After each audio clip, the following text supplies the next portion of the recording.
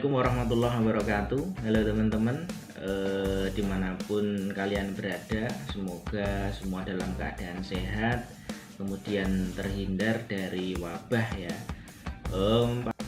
Kali ini saya akan membagikan tips ataupun tutorial perakitan komputer ya teman-teman. Semoga tutorial kali ini bermanfaat, terutama untuk anak-anak ya, anak-anak yang sedang menempuh pembelajaran daring karena pandemi ini. Anak-anak SMK khususnya yang jurusan TI, di sana ada mapel komputer dan jaringan dasar, di sana juga ada materi ataupun praktikum tentang perakitan komputer. Nah, semoga video ini mampu menjadi bahan ataupun referensi buat adik-adik atau teman-teman yang sedang belajar pengenalan hardware ataupun tentang perakitan komputer. Di sini jenisnya ya, tapi komputer PC nanti dengan CPU. Nah, sebelum perakitan kita mulai, ada beberapa hal yang perlu teman-teman perhatikan.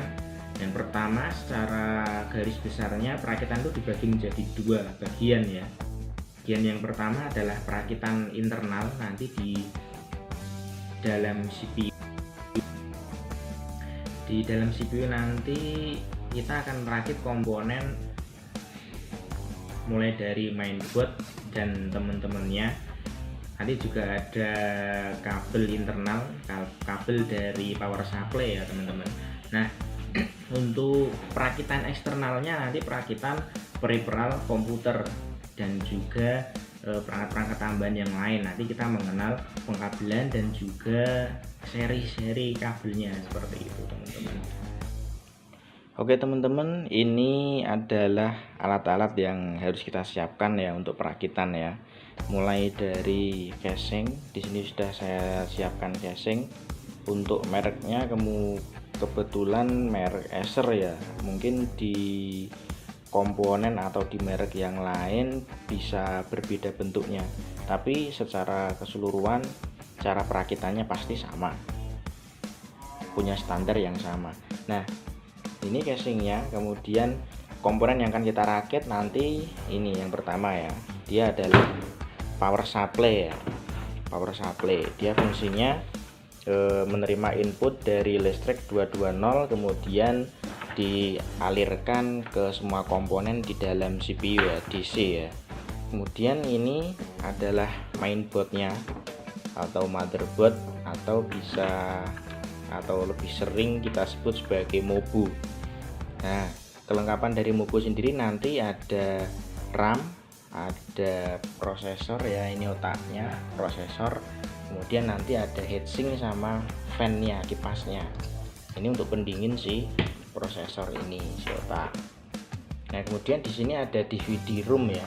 DVD room walaupun sudah jarang digunakan, tapi akan kita pasang juga sebagai kelengkapan dari CPU kita. Nah, yang di sini ini adalah hard disk ya, memori hard disknya, media penyimpanan kita, hard disk. Nah, kemudian untuk alat yang kita perlukan cukup ini aja. Kita cuma butuh obeng, terus ini disebut sebagai thermal paste ya, atau pasta prosesor, supaya si prosesor ini nanti ketika dipasangi pendingin atau heatsink, dia bisa merekat ataupun bisa menempel dengan kuat sehingga pendinginannya lebih maksimal kayak gitu teman-teman. Ini thermal paste atau pasta prosesor. Selain obeng, thermal pasta, kita juga perlu sikat ya, atau kuas. Ini untuk membersihkan nanti kalau ada debu yang menempel di casing ataupun juga di komponen-komponen kita.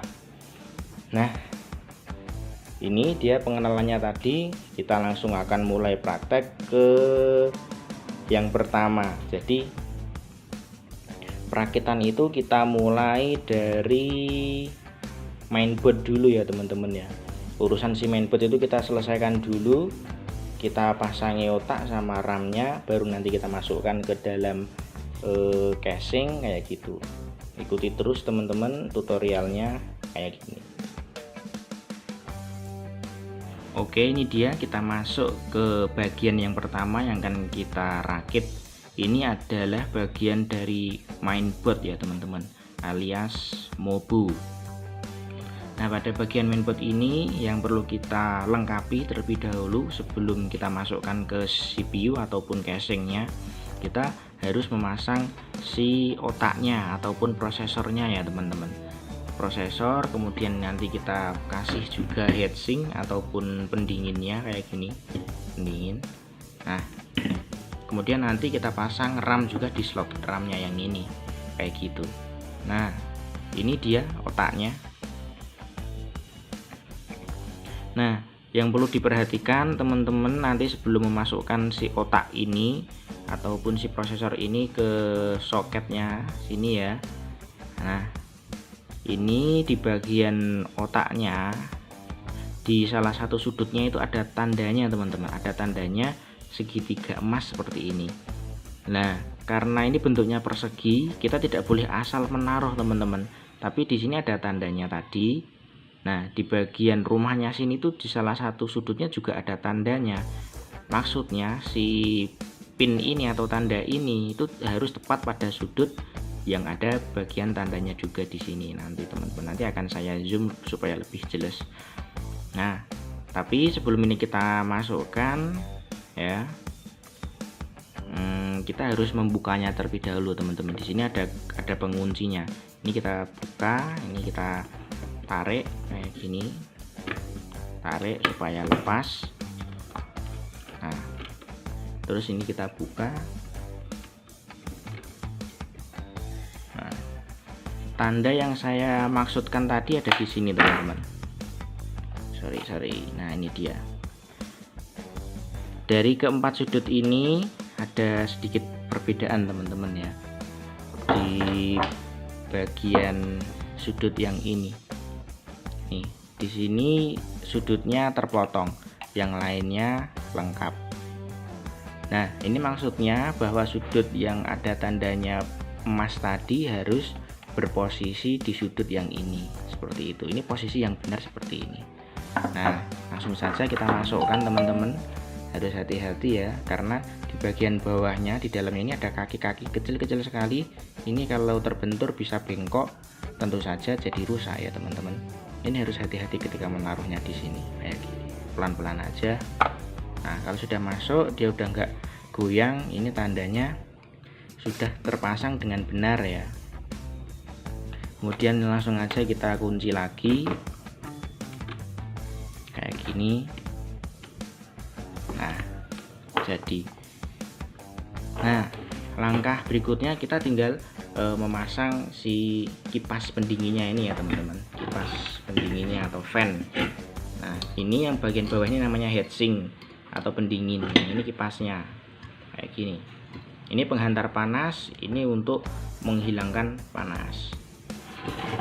Nah, tapi sebelum kita masukkan si heatsink sama kipasnya, si prosesor ini tadi kita perlu kasih yang namanya thermal paste ataupun pasta prosesor teman-teman.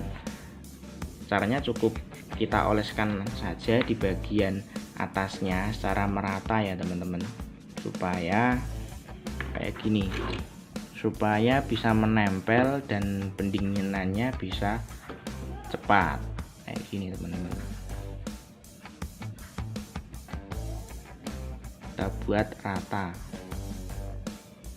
Thermal paste itu juga ada beberapa jenis ya, ada yang berwarna putih, ada yang berwarna coklat, ada yang murah, ada yang mahal. Tentu saja semakin mahal semakin bagus kualitasnya ya teman-teman. Biasanya yang mahal itu yang berwarna putih.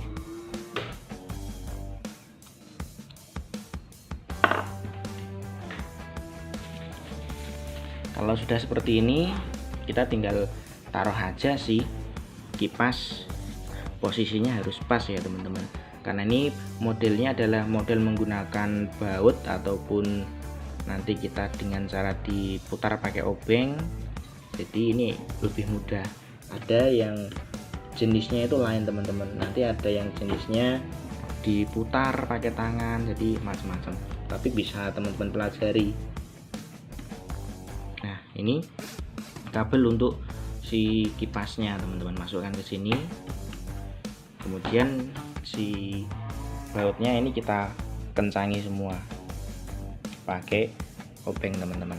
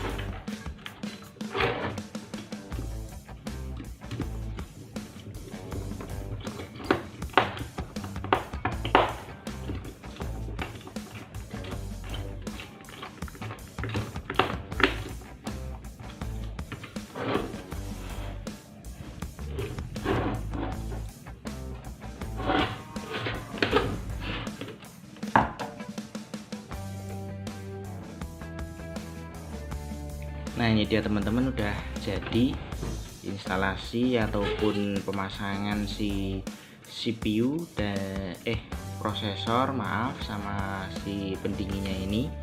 Nah, bagian kedua adalah RAM teman-teman, RAM ini ya. Nah, RAM ini yang perlu diperhatikan adalah posisi pinnya juga ya teman-teman.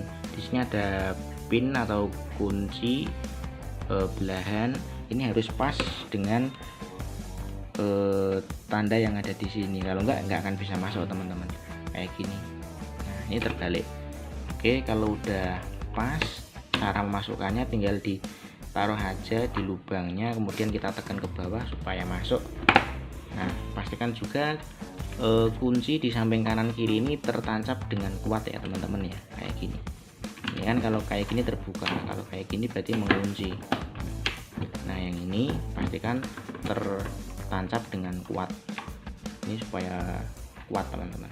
Nah, kalau sudah bagian pertama mainboard sudah jadi, kita tinggal memasukkannya ke dalam si casing teman-teman. Nah, nanti ada perangkat tambahan lain tapi bisa kita masukkan ketika si mainboard ini sudah berada di dalam casing teman-teman. Ini namanya PCI Express teman-teman, PCI Express. Di sini ada PCI biasa, ini PCI biasa juga. Kemudian di sini PCI Express juga, tapi pinnya sedikit teman-teman.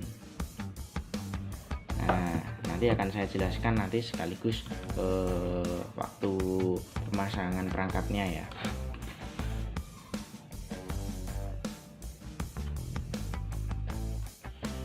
Oke, kemudian kita akan memasukkan si mainboard ini ke dalam casing ya teman-teman ya. Caranya sangat mudah sekali, cukup ini kita masukkan ke dalamnya, posisinya harus pas teman-teman. Jangan sampai ada kabel yang tertindih atau tertimpa teman-teman. Nah, kayak gini. Karena ini sudah pas. Di bagian sini semua potnya sudah masuk, berarti ini udah pas kayak gini teman-teman. Di sini banyak sekali kabel, nanti kita masukkan satu-satu sambil saya jelaskan. Tapi ini perlu kita baut dulu ya teman-teman, karena di dalamnya ada lubang-lubang baut dan ini harus kenceng, harus terpasang dengan kuat teman-teman supaya tidak geser-geser nanti ketika kita melakukan perakitan komponen yang lain. Jadi ini harus kita baut terlebih dahulu.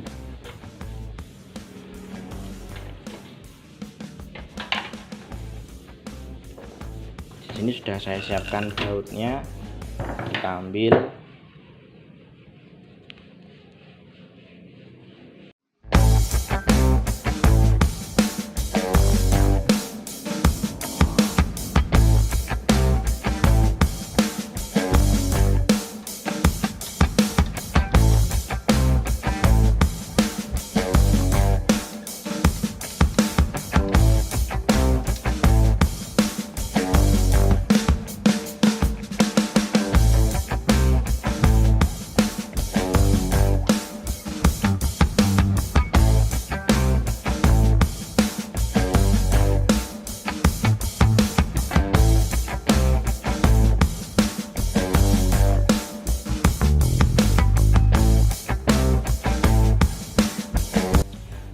ya teman-teman, sudah terpasang ya. Nah, kemudian selanjutnya kita akan memasang bagian yang besar berikutnya, yaitu adalah power supply ya teman-teman. Kenapa ini harus kita pasang awal atau yang nomor urut 2? Karena ini merupakan bagian besar, jadi ini harus dipasang dulu. Nanti kalau komponen yang lain sudah terpasang, ini belakangan nanti akan mengganggu ya teman-teman. Jadi ukurannya yang besar ini kita masukkan lebih awal atau kita rakit lebih dulu. Posisinya juga harus pas. Di sini ada lubang-lubang untuk baut. Nah, ini posisinya harus pas seperti ini, karena di sini juga ada lubang untuk baut ya. Jadi pojok ini agak masuk ke tengah seperti ini ya. Ini pojok ini juga agak masuk ke tengah. Nah, ini tidak boleh salah. Ini kita masukkan teman-teman, kayak gini posisinya pas. Nah, setelah ini kita tinggal baut lagi ya teman-teman ya.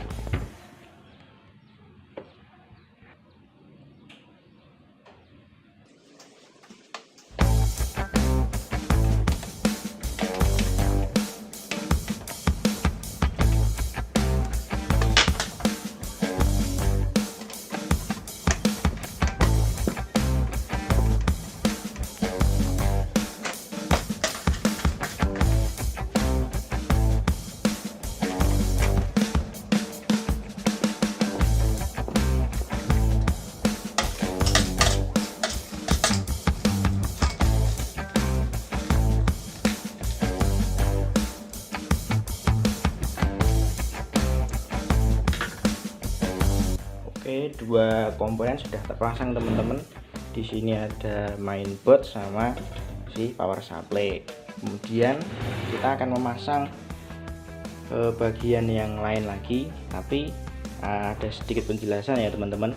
Power supply ini seperti yang di awal tadi, dia nanti fungsinya mengalirkan listrik ke semua komponen komputer ya teman-teman.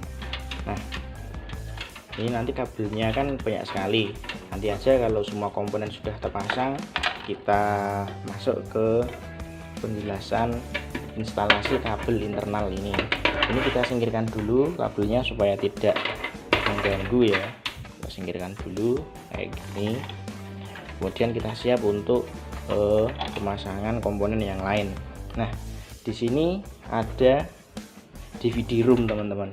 DVD room ini posisinya jangan terbalik seperti ini, tinggal kita masukkan melalui lubang depan, tapi di sini posisinya harus terbuka penguncinya teman-teman, kayak gini. Ini harus terbuka baru bisa dimasukkan.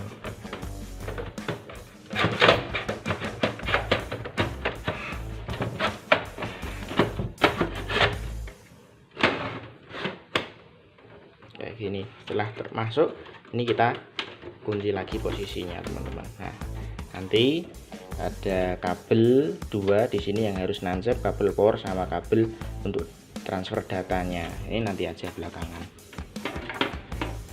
Kemudian bagian lainnya lagi adalah harddisk ya teman-teman.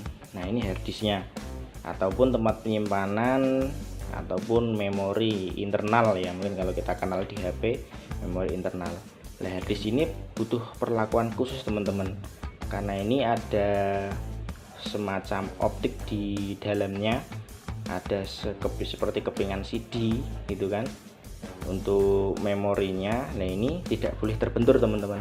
Jadi ketika kita menangani bagian harddisk ini harus benar-benar hati-hati, ini nggak boleh atau jangan sampai terbentur, karena ini isinya kan memori. Jadi kalau kita gambarkan seperti banyak sekali rak di dalamnya. Nah, ketika ini terbentur nanti akan ada beberapa bagian atau beberapa ruang yang mati teman-teman, atau lebih sering kita sebut sebagai bad sector kayak gitu. Nah, ini harus hati-hati waktu kita naruhnya teman-teman. Kita tinggal pasang aja di salah satu bagian di sini kayak gini. Posisinya berarti yang ada soket-soketnya untuk kabel berarti berada di dalam ya teman-teman, jangan sampai terbalik kayak gini. Selesai. Nah, untuk selanjutnya karena komponennya sudah terpasang semua, kita tinggal instalasi kabel internalnya teman-teman. Ini kita review satu-satu ya. Kita mulai dari kabel power dulu. Kabel power dari si ini power supply. Nah, yang perlu kita berikan power itu sebenarnya ada 3 ya di sini ya. Satu itu adalah mainboard, ini kita kasih power ataupun aliran listrik supaya bisa menyala. Kemudian si harddisk ini kita kasih juga listrik DC, dan juga si DVD room ini juga kita kasih listrik. Kita mulai dari yang power untuk si mainboard dulu teman-teman. Nah, ini dia power untuk mainboardnya kayak gini. Nih bisa dilihat teman-teman. Ini masuk ke lubang yang ada di sini sesuai bentuk soketnya ini ya teman-teman ya. Nah, untuk caranya ini mudah ya teman-teman ya. Ini tinggal kita tekan aja supaya tertancap ke dudukan ataupun si soketnya kayak gini teman-teman. Nah, ini harus tertekan dengan kuat teman-teman. Ini kita harus punya tenaga, nggak boleh ragu, nggak akan rusak, tenang aja. Kalau kita takut-takut nanti tidak akan tertancap dengan kuat seperti ini ya. Nih, yang perlu diperhatikan adalah ini posisi penguncinya harus pas dengan posisi pengunci yang ada di soket atau dudukannya kayak gini teman-teman. Nih, kemudian ada satu lagi kabel power yang masuk ke mainboard teman-teman kayak gini. Satu lagi, ini yang ukurannya 4 pin. Nah, kalau yang ini untuk mengalirkan listrik ke semua mainboard ya, tapi kalau yang ini khusus untuk ke bagian si ini otaknya ataupun prosesornya, sekaligus kipasnya juga ya teman-teman. Ini harus kita masukkan dan posisi soketnya ada di sini. Nah, kayak gini, perhatikan posisi penguncinya juga. Sudah ya teman-teman.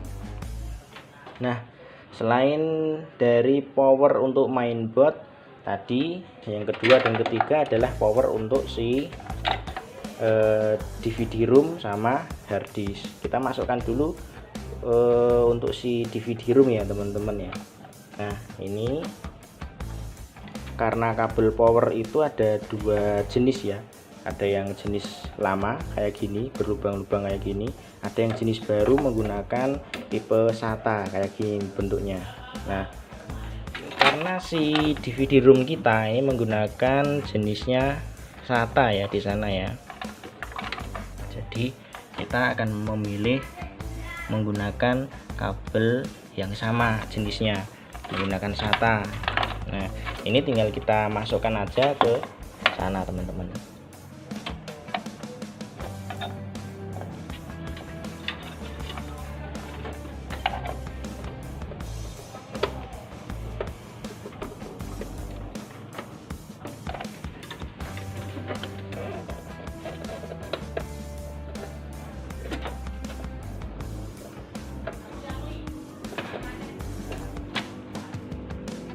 Tuh teman-teman. Kemudian si harddisk juga sama ya, karena dia tipenya SATA, maka kita pilih kabel yang SATA juga. Kita tancapkan ke sini teman-teman, kayak gini. Tuh.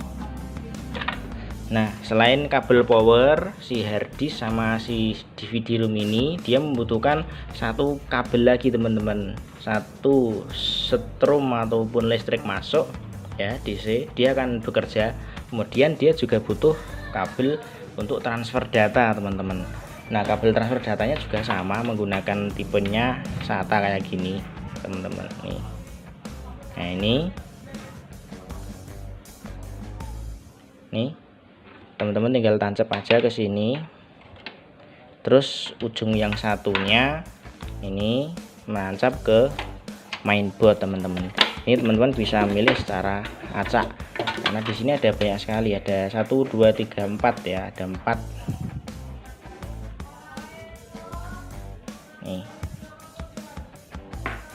saya pilih secara acak aja.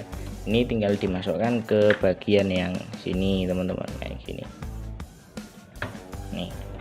Kemudian si DVD room yang di sini ini juga sama teman-teman, dia selain butuh power juga butuh kabel untuk transfer data. Nah ini tinggal kita masukkan aja kabel SATA-nya teman-teman ke sini kayak gitu. Sudah 2 kabel masuk ke sana tuh. Nah sini juga sudah 2,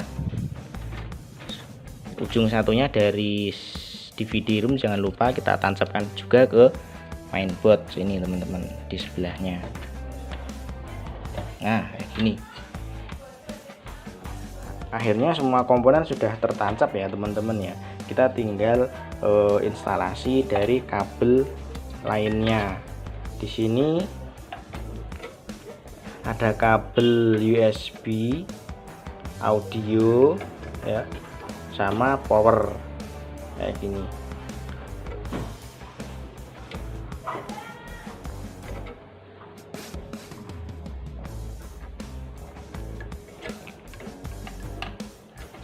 Nah, akan saya tunjukkan teman-teman lebih dekat.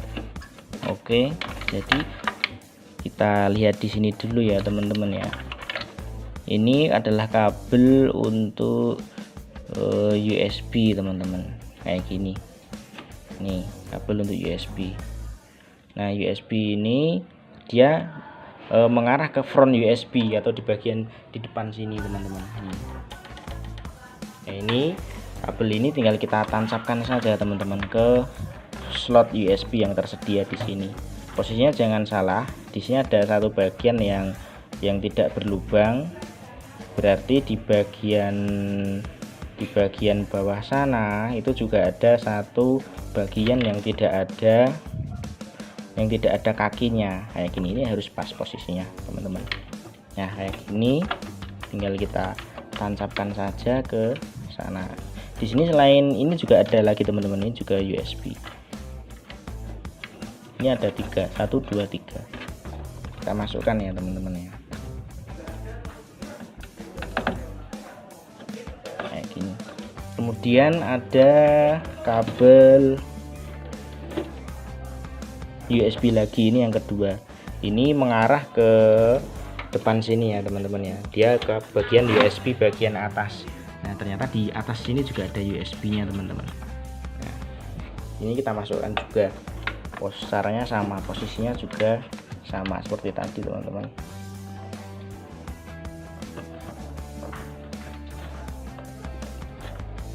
Nah kemudian yang ini sedikit berbeda. Nih yang tidak berlubang ada di bagian ujung nomor 2 kayak gini. Nah, ini adalah kabel audio teman-teman. Nah dia nanti akan masuk ke sini. Di sini ada slot untuk audio. Nah ini tinggal kita masukkan aja.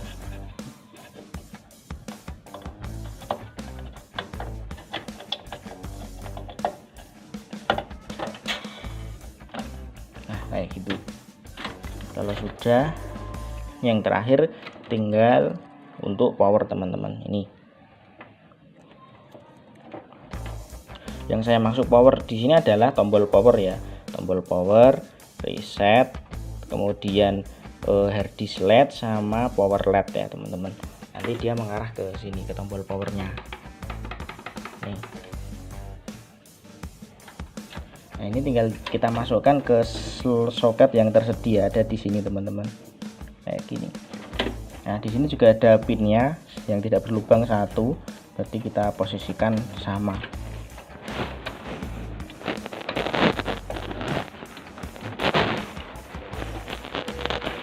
Kayak gini teman-teman.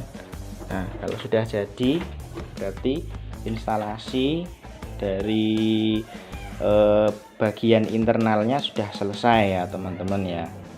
Di sini sebenarnya masih ada tambahan lagi ya, ini untuk VGA card ya, kartu VGA atau kartu grafis. Ini ada PCI biasa, ini untuk NIC atau kartu jaringan bisa, untuk sound card juga bisa, macam-macam ya fungsinya ya teman-teman ya. Di sini ada PCI Express yang pinnya sedikit. Ini untuk model terbaru untuk kartu jaringan juga ya, atau kartu WiFi kayak gitu teman-teman. Nah, instalasi bagian internal udah selesai teman-teman. Kita tinggal review untuk instalasi bagian eksternalnya ya teman-teman ya. Nah, ini dia setelah selesai instalasi atau perakitan di bagian dalam internal. Kita lanjut ke pemasangan kabel-kabel yang berada di luar ya. Yang pertama ini adalah kabel power. Kabel power tuh seperti ini bentuknya. Dia dari strom atau dari listrik 220 masuk ke pot power supply teman-teman, kayak gini. Nah, ini dia potnya. Ini kita tinggal masukkan aja, posisinya harus benar ya. Masuk ke sini. Nah, kemudian di bagian bawahnya di sini. Nah, ini dua ini adalah PS2 ya. Jenis pot atau soket PS2. Ini untuk mouse sama keyboard, tapi dengan jenis PS2 kabelnya. Nah, di sini saya punya mouse sama keyboard tapi sudah menggunakan jenis kabel USB teman-teman. Jadi bukan lagi model lama, karena PS2 itu adalah model lama ya. Nah, ini dua-duanya sekarang sudah menggunakan model USB. Maka kita masukkan ke slot USB yang ada di sini. Ini slot USB. Nah, ini untuk HDMI ya. Kemudian ini untuk LAN card, kabel jaringan. Ini untuk sound card sama speaker. Nah, ini kita masukkan dulu yang USB si mouse sama keyboardnya teman-teman. Kita masukkan dulu ke sini. 1 2. Oke. Kemudian tinggal satu lagi ya teman. Ini adalah VGA, kabel VGA. Ini untuk monitor. Jadi dari sini, dari CPU akan keluar ke monitor melalui kabel VGA ini. Nah, ini tinggal kita masukkan ke yang bagian sini, warnanya sama ya, biru ya, jangan yang atas nggak akan bisa masuk kayak gini. Nah, posisinya juga harus pas. Setelah ini kita tancapkan, di sini kita putar aja penguncinya sampai kencang ya, tidak goyah kayak gini. Nah, cukup ini aja teman-teman yang kita pasang. Power ke power supply, kemudian VGA ini untuk monitor, kemudian ini untuk mouse sama keyboard. Selesai.